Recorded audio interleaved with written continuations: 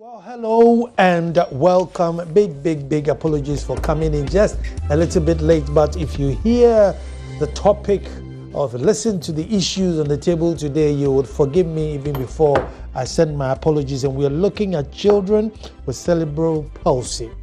How many of you have heard of it? How many of you are dealing with it and don't even know how to manage it? And I'm sure up and down the country, as we sit in our homes and our comfort, there are other people who are dealing with really serious problems. Indeed, problems that will make you feel like yours is just minute. And with me in the studio today, when I come back, I'll introduce a very gallant lady dealing with a daughter with cerebral palsy and tell you how it's all about, because I know somebody will take something. This is one of the shows that I ask you to bring their children around to come and listen. You know, anytime I tell you to get the children around the TV, you know I'm coming up with something big. And get your pens and your papers ready so that any website or telephone number that's up here, you take it down because you will need it. This is a life-changing show. My name is Anan Sakwal the Fourth, and this is PM Express. When I come back, we are talking about something very serious. Then go.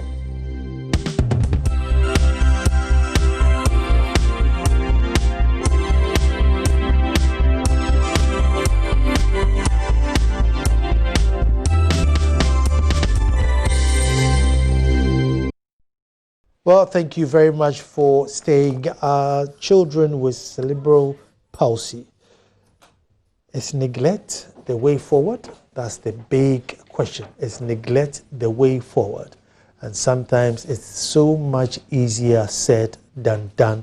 But what is the way forward? With me in the studio is Hannah Awazi, who is the initiator of Special Mothers Project, Advocacy for Cerebral Palsy. Hannah, you're welcome. Now, I normally find my guest a bottle of gin for not appearing first, but in your case, we've waived it. We've waived it. Anna, what's the name of your daughter? My daughter is called Ayiram Awaji. Ayiram. So we call her Ayiram in the house. Ayiram. Okay. I have a friend called Ayiram. How old is she? She's 3. So we're going to go to the beginning. So go through your pregnancy. 9 months or preterm? It was 9 months. 9 months. I had a normal pregnancy. Had a normal and smooth delivery, I'll call it. On the 3rd day of life, I noticed she was yellow. I had read about neonatal jaundice, but I think what I read about was very scanty. That, neonatal jaundice is common and it usually goes. So when it happened, I was with my in-laws.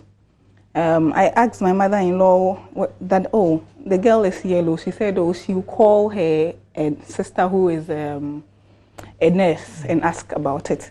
So when she called, the sister said, usually the 3rd day jaundice, you put the child out in the sunlight and it wipes it off. So we shouldn't be too worried. So we were home. I mean, the child started crying in the night, but we thought it was part of the changes or developments that goes on. Then I was going for my 2 weeks postnatal. And when I got there, the nurses kept saying, this child is jaundice, this child is jaundice. So I got confused. Went to my doctor and said, the child is yellow. Then my doctor said, immediately take her to the pediatric. And that is where the battle started. So we did lots of checks, liver functions, tests, scanning the liver and whatever. But at that point, they didn't give me any information as what was happening or what is happening. I remember asking the doctor whether the child was going to die because the test we were writing was too much. And she got a bit angry that why am I asking? So this was how old? This was about 2 weeks. Wow. Old. So after a lot of tests, in fact, I got tired at the point and I said, I'm not going to continue with any hospital thing. I'm just going home. Later they found out that she had some urine infection or whatever, and we treated it. And then we moved on, but her eyes were still yellow. So after about 3 months, the eyes cleared. She grew well, and I thought everything was fine. Till she was 7 months when I resumed work and I needed to take her to a school. When I took her to school, within a month, she was having infections, continuous infections, and I realized that the neck had dropped a bit, but I didn't have knowledge about it. I went to her 9th month weigh-in, and I saw a mother with a 9-month-old child and mine. And when I compared us, I said, my child should see a doctor. So that was when I went to my doctor. The other one was bigger or taller? The other one could stand. My daughter was quite plumpy at the time. But the other one could stand and she could sit. But mine couldn't. So I went to see a doctor. But I went and I said, my child's neck is not stable. So when I let her sit, she just fall over. The doctor did something like this to the hand and said, okay, you go back, observe for a month and come back. Oh dear. So we went home and then went back again. And then when we went back, then she said, oh, your child has cerebral palsy. When she said immediately, I had heard the word cerebral palsy, but well, I had not bothered to go into the details of cerebral palsy. So I said, oh, okay. My husband said, okay, what is cerebral palsy? Then she said, oh, just go and read. So I said, okay, we should go home. And then we went home, and when he started reading, he went like, no, that's not my daughter. But I didn't even want to read about it. I went the faith way. I said, well, I'll pray. I mean, my daughter will be well and everything. So that was how the news got to me. That was how I started dealing with cerebral palsy as an issue. Well, I did a little bit of reading, so I'll share with you. And it says, I'm reading from Wikipedia. It says cerebral palsy, into bracket CP, is a group of permanent movement disorders that appear in early childhood. Signs and symptoms vary among people. Often, symptoms include poor coordination, stiff muscles, weak muscles, and tremors. There may be problems with sensation, vision, hearing, swallowing, and speaking. Often, babies with cerebral palsy do not overall sit, crawl, or walk as early as other children their age. Difficulty with the ability to think or reason, and seizures each occurs in about 1/3 of people with CP.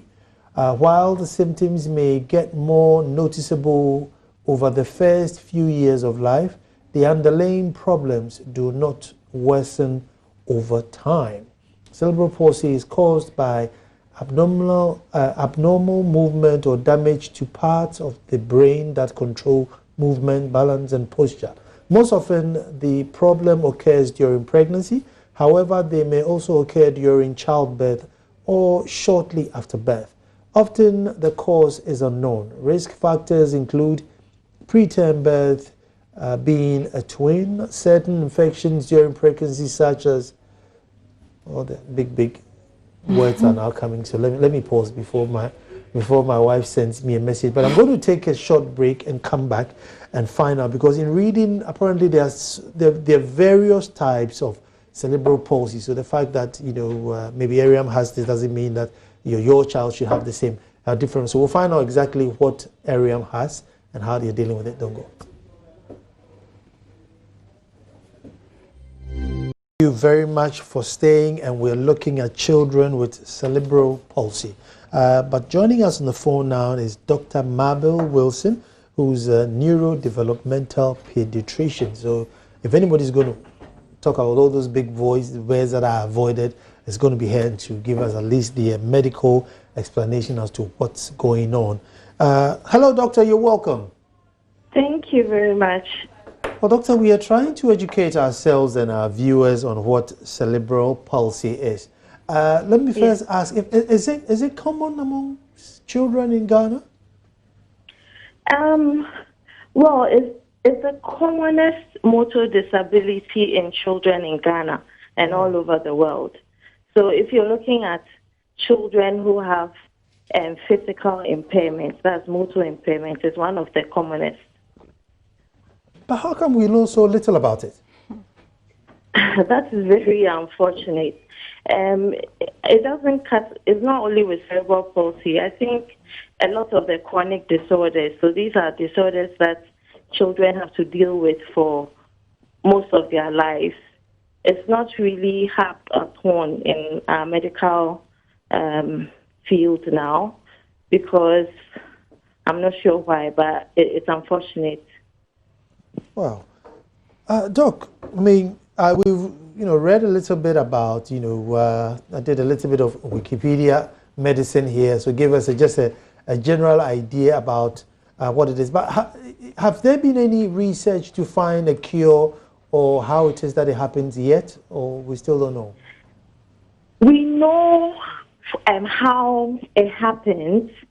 At the moment, there's no cure, but there's lots of research going on to get to a cure.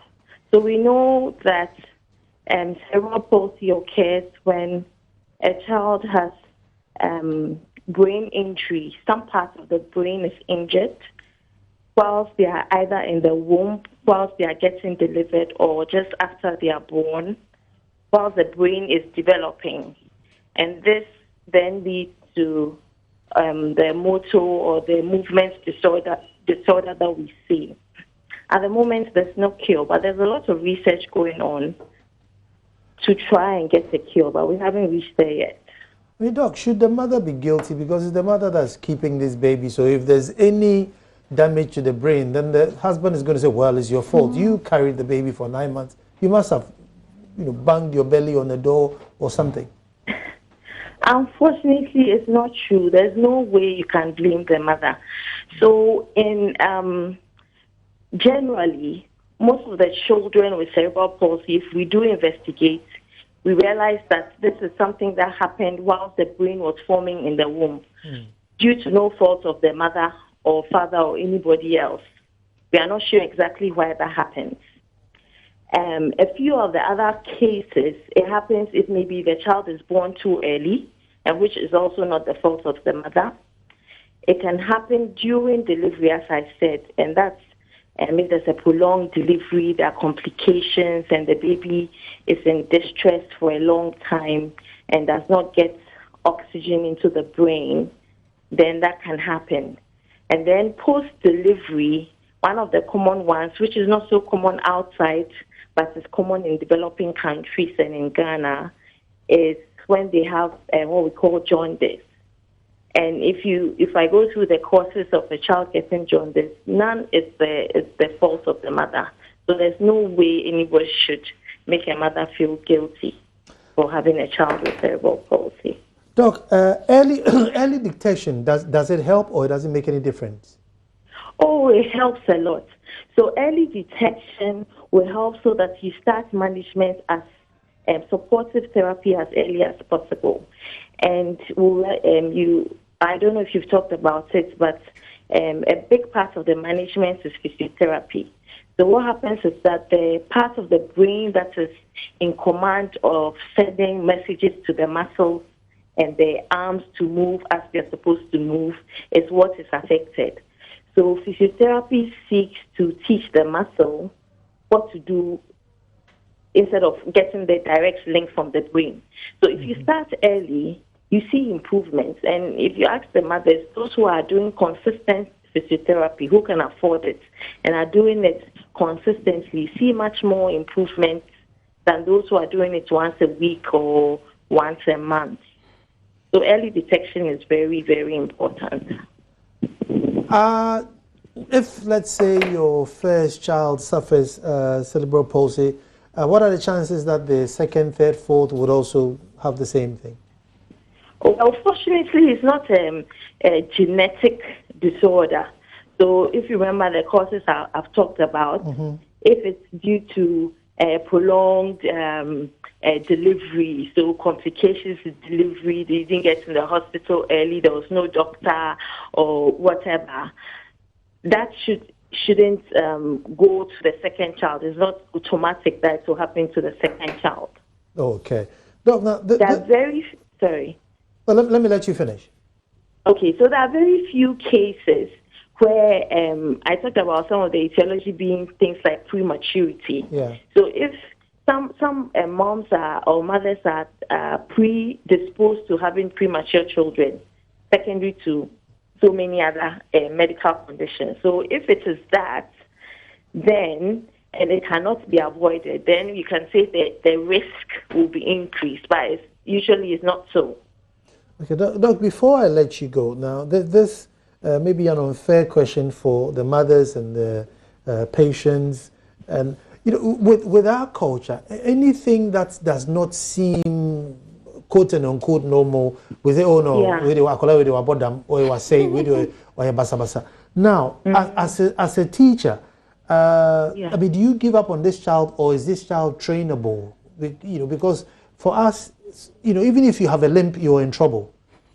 You know, so with somebody who has got this deficiency where cannot regulate the muscles properly, I mean, can they go to regular school? Can they be educated like anybody? Oh, yes, yes. I mean, there's no way you should give up on any human being or on any child. So we didn't talk about some of the other complications. So about quite a number of them may have what we call intellectual disability because the brain has been injured.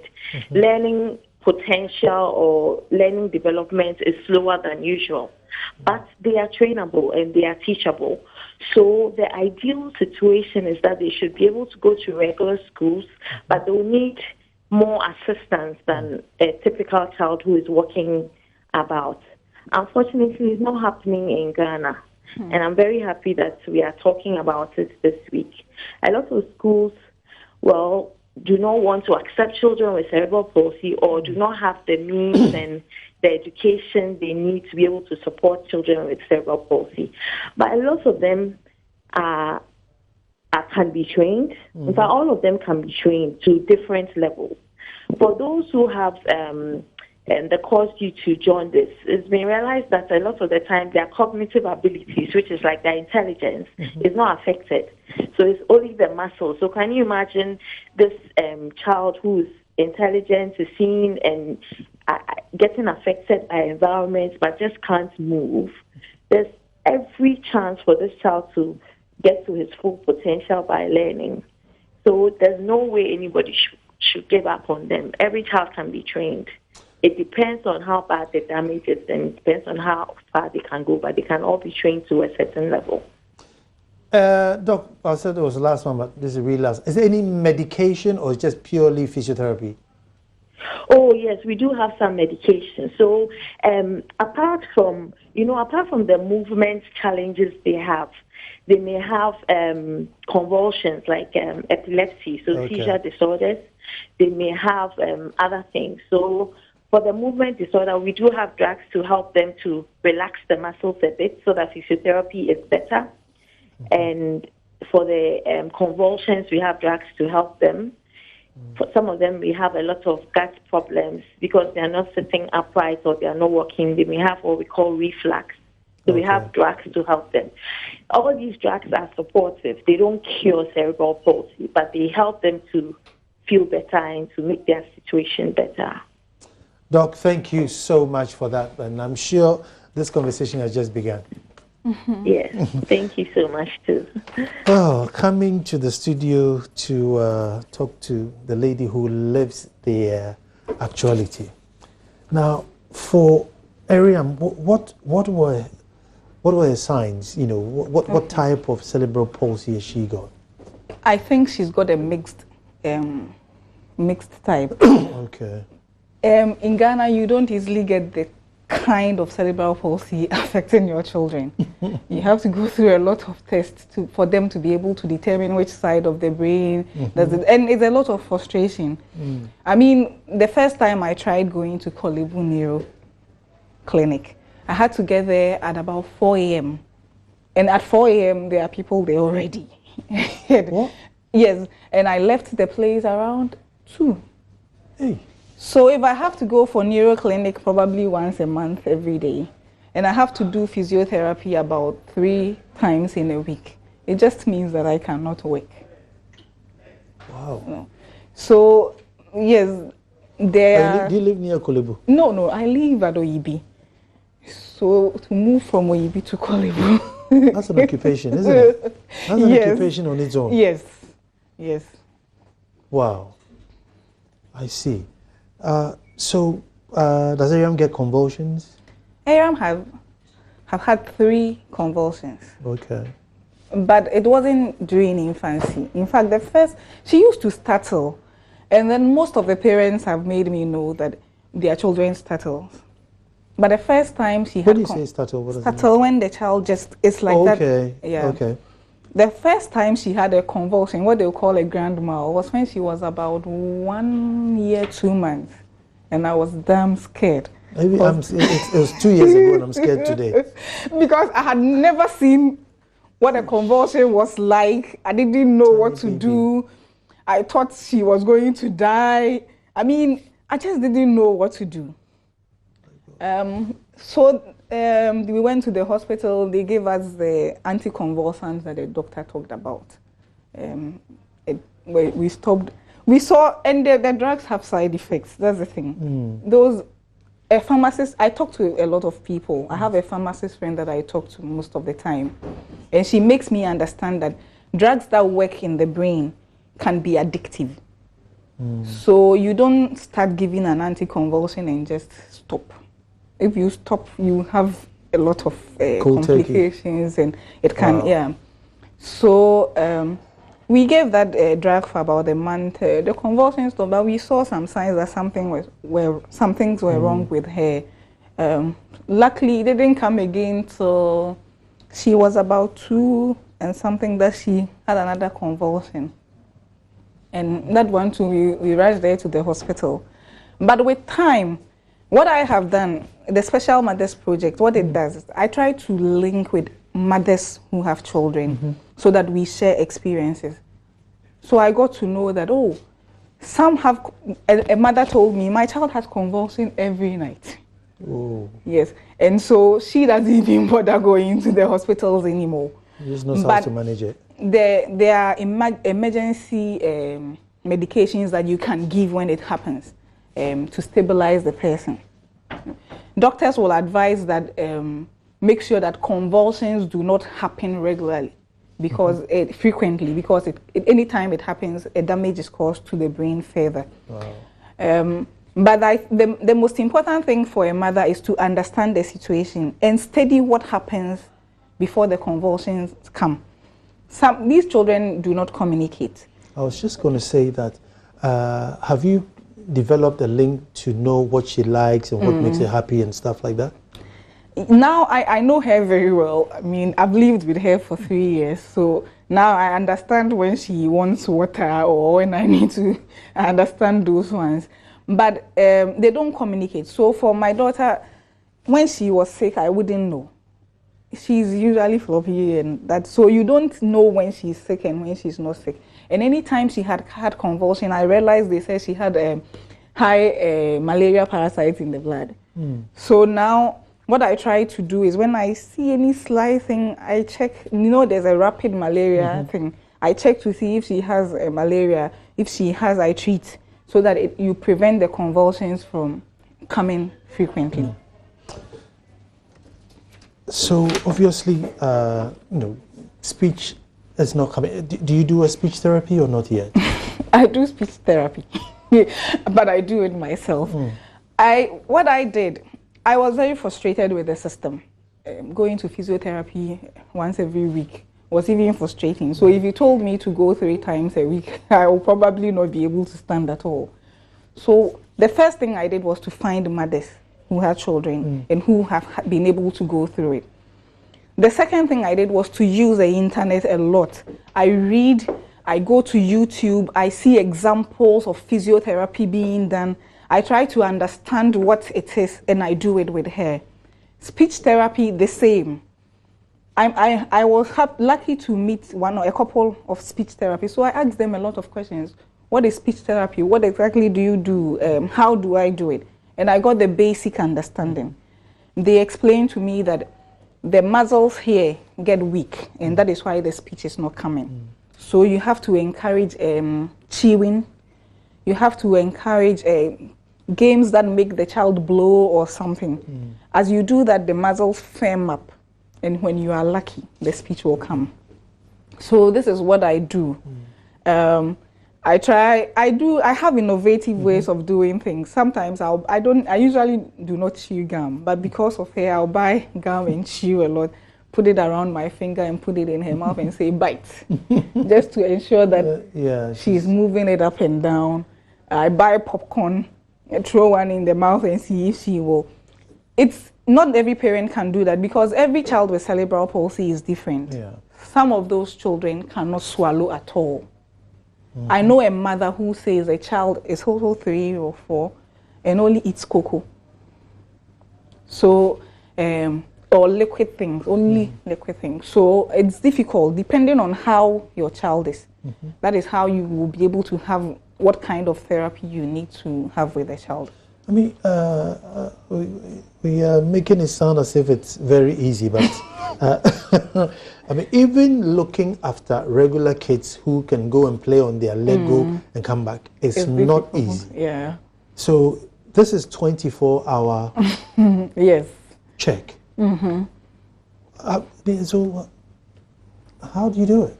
Well, I decided that I wouldn't stop working. If I stopped working, I would have been too depressed. So I tried to take her to school. And the school is also an issue. Initially, when I took her to the school, I used to spend my mornings there, feed her for the teachers to see how I was doing it. And I used to talk a lot about her condition and what I do. So I'll take pictures of her and show to the teachers that today we did this in the house. Can you let her do this?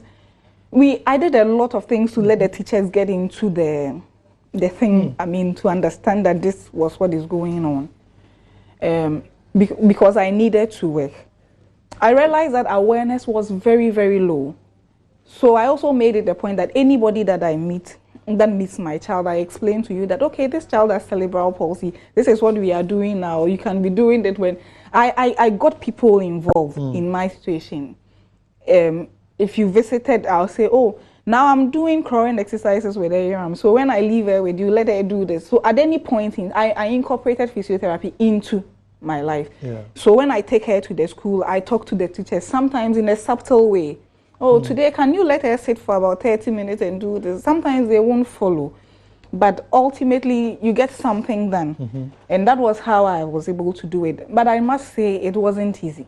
No, this is what I was asking the doctor, that, culturally, we are very backwards towards anything that we, quote unquote, and think, that it's not normal. So it must be. But does she have any, sleep normally, or she wake up? Initially, sleep was very difficult. So initially, we would stay throughout the night trying to let her sleep. But now she sleeps. Okay. Now she sleeps.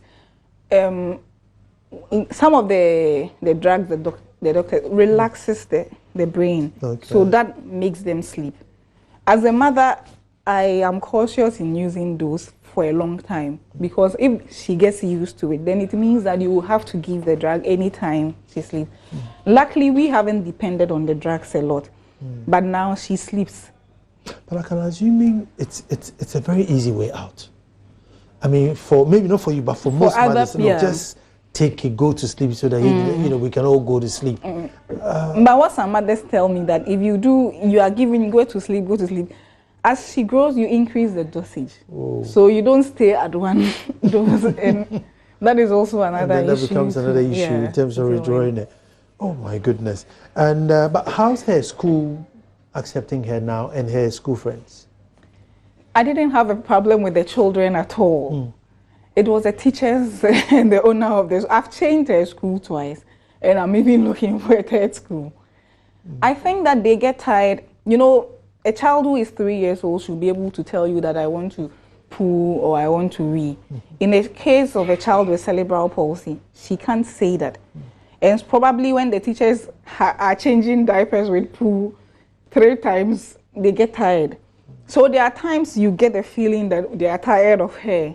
You have to try and manage, because you need her to be in school for you to also work. But what I have done is I try to talk the teachers into it. give them manuals or whatever to read. It hasn't worked perfectly. But we are on it, hoping that Ghana will understand that these children also need to go through the crèche system for their parents to work. I can't see myself being home because I have a child with cerebral palsy. I feel that there's something I can do. I can do something more productive, and society should allow her to have a normal life.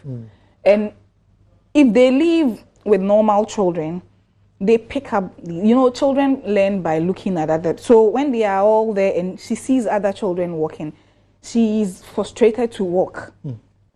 I was lucky. When Aram was 11 months, I got pregnant with a second. Okay. So I have a son. And my son is now 2. But because of her, Aram is crawling now. Because if Aram holds this, my son will come and take it from her. And Aram will shout, she wants to communicate, she wants to move. As they were doing that, one day I saw that, she is crawling to follow the brother. So when they live with normal children, depending on the severity of the CP, they can improve. Last 2 weeks, I met a mother whose child is 4 or 3, and the child was walking. And she told me, she just walked last week. Wow. So they have a chance, depending on the severity, they have a chance to be able to overcome what is bringing them back or something. Just that society needs to understand and give them a chance. I was just coming to society where they will either hide the child, not talk about the child, and some even do the untold. Yeah. So, I mean, how do you or the group encourage these mothers to say, listen, don't do that? How do you encourage them? Because it's not their fault. The society is just not accepting the child. So how are you able to convince them? Initially, when I go out with her, I used to go to church or take her to school and then go to work. But I pretended as if nothing was wrong with my child. So I'll come to church, I'll be holding her, I'll dance, whatever. My church is a nice one. And I didn't see people act towards me in the way that. But I've had a few occasions where there was a time I used to take her to a swimming place at Dodua. And on Saturdays, I'll buy the tube and put her in, go and tell the swimming instructor, look, my child has cerebral palsy. I want her to be in water. I just want, and I could see. I bet she'll love it, because when you put her in, she will cry. Oh. Anything you start doing, I've learned to persist with some of the things that I feel is good for her. But if I put her in the water, and other parents, I could see they talk. I don't understand Ghana, so some will speak in Ghana and say something. I know they are talking about me, but, I don't understand. So I just finish, smile all the way through. Even though she's crying, I will just sing, don't mind anybody, finish, take her and go. So that is how I have lived. But like I said, because of the project, I've met mothers. Okay. I met a mother last 2 weeks. I met mothers in Dodua. There's a group in Dodua, and they are going through. It's a project that CMB is implementing with those groups. So they have a physiotherapist and other professionals who come to meet the mothers in Dodua and do some of these exercises with them. And the women were sharing experience. I was there. One mother told me, I used to hide my child. I have tried poisoning myself because I feel that I'm not accepted. Wow. So that part is there. But I keep telling the mothers that it depends on you. It depends on you, how you project yourself. In my office, everybody knows Hannah has a child with cerebral palsy. Everybody who knows me knows that I have a child with cerebral palsy. And I go out and say, my child can be anything in this world. You don't have to apologize, do you? Yes, no, I don't have to at all. So I say, my child can be anything in this world. I am ready to help her be. You accept her. That is my way of going about it. But it's been difficult for some who do not have that kind of self-confidence and the positivity to come out. Can we have the number on the screen? And if there's anyone watching who is going through a similar experience and wants to share, not anyway, anybody who's going through, like maybe you have a sibling or you have a daughter or a son who has cerebral palsy and you want to share your story, definitely call and let's hear your story. But I hope you have this like a number or a website where your group, can. Well, I have a blog. Okay. I'm a journalist, so I do a lot of stories. I mean, anything about cerebral palsy, I make a story out of it and put it on my blog. Okay. I have a Facebook page. We have a WhatsApp group. The doctor is on the group. Okay. So, and we share information. Because of what I do, occasionally I do radio stations, newspaper articles and stuff. So there are people who will call me from Tamale and say, "Oh, I read this article. I have a daughter like that," and you tell, "Oh, you just need some hope to move on," and all those things. So it's my blog that I think what would worry people the most is you have a 2-3 day old baby or 1 week old baby. I mean, probably baby sleeps 2-3 hours more than necessary. Oh, should I be worried? I mean, what's that definite thing to say? This, go and get it checked. Okay, I always say that if your baby gets yellow, don't stay home. I mean, now that has been my message. If your baby gets yellow, don't stay home. In the group, did all the mothers start with yellow babies? Majority says they had yellow babies. So if your baby gets yellow, don't stay home. If you see that your baby is not sitting by 3 months, seek help. I have Abdul Razak from Elibo. Let's hear what Abdul has got to say. Abdul. Yes, Nana, good evening. Good evening to you. What is the name of the lady on your show, please? She's called Hannah. Hannah, yeah, Hannah Awaji. Yeah. Hannah. Yes. Wow, I think she's a very great woman. I really admire her courage and the way she's going about everything that she's doing. And I think this is something that will really help. Education is what we need. There are a lot of things that people in villages and other places, some things that can really be cured, but because of the lack of knowledge and other things, people hide and they, associate it with a lot of unthinkable things. But I just think my heart is with her. I really like what she's doing, and I think if a lot of our parents can do this, it is something that will really help us. And God will really help her. Thank you very much. Thank you very much. And another thing is, have you realized that, again, in our culture, instead of understanding you, they give you sympathy? Yes. And I think that's one of the things that is very killing. You take her to the hospital and you see everybody looking like, oh, a baby. That really dampens you. I have learned to overcome that. When I take her anywhere, I try to smile, and I smile a lot. And when I see that you are going like, oh, I'll tell you, it's not a problem, she'll be well. Let me speak to Isaac. Hello, Isaac. Hello. Have a sibling, a daughter, a son suffering from cerebral palsy? My son, mine is not cerebral palsy, but palsy. What palsy? Which is a minor one. That one is with the hand, which is curable. Okay. But we also detected it 3 days after birth. Okay. And some of these things, because it is not popular as a parent, you give birth and you realize that is what your child is going, it's traumatizing. Yeah. But as we were also lucky, it was 3 days where my wife realized that the boy cannot move the hand. He told my mom. Then we went to the hospital. So then we went to physio.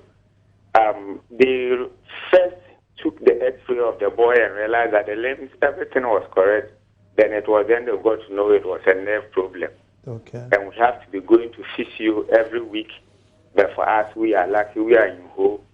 Going to physio is not a problem. But my boy now can move the hand. His is somehow better. So I feel I share the pain our sister is going through because I've seen mothers with kids with cerebral palsy, and it is nothing you pray come near you. But as we are saying, if we get education, we could know that these children can be helped.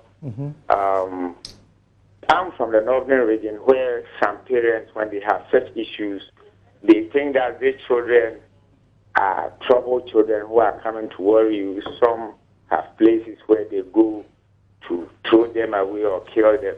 Very sad. So I think a program like this, trying to educate the whole nation, will help very much. Thank but you. the sister is doing well. Yeah, she is. We are proud of her. Try and then educate the nation. Thank you very much. Let me speak to Mauli. Hello, Mauli. Hello. Yes, Mauli, what's your story? My story is actually my sister. Okay. My sister gave birth to her first child just after marriage, and the child had a conceived boy. And after 2 years, she lost the boy.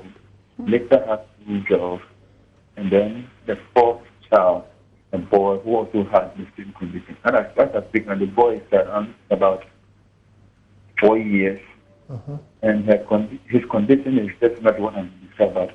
Added to that, he's also blind from birth. Okay. In fact, it was very, very terrible for my sister. So when I heard the intro, I wanted to call her to watch, but I just don't have the courage to, because it has drained her. Unfortunately, she doesn't have the kind of facility that really has. She's in Cooperadia. Okay. But what I believe is that the doctors and the are not bold enough to tell the situation for the mother to know what is wrong. I don't even know my sister knows that this is the condition of the child. Thank you so much. I have Bernard on the line, so let me quickly take Bernard before I take a break. Hello, Bernard. Hello, Rana. Yes. Good evening, Rana. What's your harrowing story? All right. I'm a teacher. Okay. And I'm a student of that kind. Okay. Oh, yeah. How difficult is it for you? The woman has really educated me. Oh, good. Oh, good. Oh, good. Going forward, I will now interact with him in class. That's. Thank you very much. I only want to show that you're doing a good work. Well, thank you. Thank you very much. And thanks. That's what I wanted to hear, that somebody would understand. You know, that sympathy, comfort business, that just give understanding, not sympathy. I didn't yes, yeah. How do you make the child comfortable? I'm going to take a quick break and then we're coming back. Don't move. Eye opener, word and education. Children with cerebral palsy. Very common, yet we know nothing about. I think as a people, we are so obsessed with quote and unquote normal, but one day we'll realize that we were not even normal at all. To be behaving like this, how could you be normal? And instead of giving understanding, access, ways, disabled ramp, we sit there and rather offer sympathy, rather than the comfort. But so going forward, what do you hope to achieve or going forward? Well, I hope in my daughter's life, I hope that she can have a normal life. And I always look at Farida in Ghana as someone who has it. When I got down and depressed when I first noticed that this was what I had to go through. So I called Nana Yajiman, Sheke Ghana, the wife of Harunata, and I said, I need to talk to a mother who has a child like this, because I knew she had an association of people with autoimmune diseases. So she said, okay, you could talk to Farida's mother. But I knew Farida, and I knew that she is a person with cerebral palsy. She doesn't walk by herself, and yet she is living, she has a life, she has a career, she employs. So I said, okay, whether my child walks or not, she can have a life. I told myself that God has a purpose for that child, and that purpose had to come to pass. But then what I did extra was that I needed to encourage other mothers like myself who don't access any health facilities or don't access physiotherapy. So I had a workshop first with the Sheke, in collaboration with Sheke, to train mothers in basic physiotherapy. so that they can be able to do physiotherapy at home with their children. Even if you can't take your child and you can't afford going to a professional, the basic ones, the children, their hands are always like this. And something basic is like stretching the hand every day. Every day when you do it, you see that eventually the hand straightens. So some little things that mothers can do for themselves. Now what I'm trying to do is to collaborate with other organizations that are into cerebral palsy, or disability, and then see how we can rope the parents in. So just 2 days ago, I talked with a lady called Mandy Badge. She has a foundation called Multi Kids Foundation, and she's ready to partner me so that we get mothers together and do regular training in physiotherapy and speech therapy. I'm also talking to the orthopedic training center at Nsawem to also have training sessions for parents. And I also know there's a positive feeling when you meet another person going through what you go through and the person is okay. So way forward, I hope that parents will come together and will be able to speak for good policies. I'm particular about education. If we do not allow these children in schools, what becomes of them? Now, the Ghana Education Service says they have launched an inclusive education policy and they are trying to implement it in the government basic schools. But what about the crèche system? We don't have a lot there. Does the child have to be home? How does the parent go about their work? Way forward, I'm hoping that everybody gets involved. We can be able to understand that what we need is not pity. What we need is that you understand that this child has a potential. This child has possibilities of being something. And I keep saying Ghana is lucky to have Farida. So you can see Farida and say, okay, if I allow this child into my school and spend just a little more extra time with her, she can be anything. Your Facebook, how would they find you? Special Mothers Project in Ghana. Special Mothers Project in Ghana. And your blog is? It's specialmothersproject.blogspot.com. Special Mothers Project.blogspot.com. So find Hannah there and start talking. And particularly the teachers. Get on there, start talking and find out that if you find a child with cerebral palsy in your class, what just that little extra you can do to help, because he could make a big difference. But I cannot go without reminding you that one of my favorite all-time politicians, Colonel Menyila, 27th of August, this Saturday in Navrongo. So all of you up north, make sure you turn up at the funeral. And those of you down south, headmaster of Nkwetia Secondary School, LM Owusu, also goes to rest, and there will be an Atomic Hills demonstration park. Make sure you attend. The number you want is 0243-662001, 0243-662001, and that's Dante's Fashion who make my shirts. But today our hero of the day is Hannah. Hannah, thank you so much for even finding time at this hour to come. We are very, very grateful. And I would like to thank my husband. He's the one taking care of them whilst I am here. We left you out. We need the supporting men to help us. So it wasn't deliberate. We were just overwhelmed. But good, good job. And I hope that change will come. Folks, tomorrow we're back to do this all over again. Thank you very much for watching.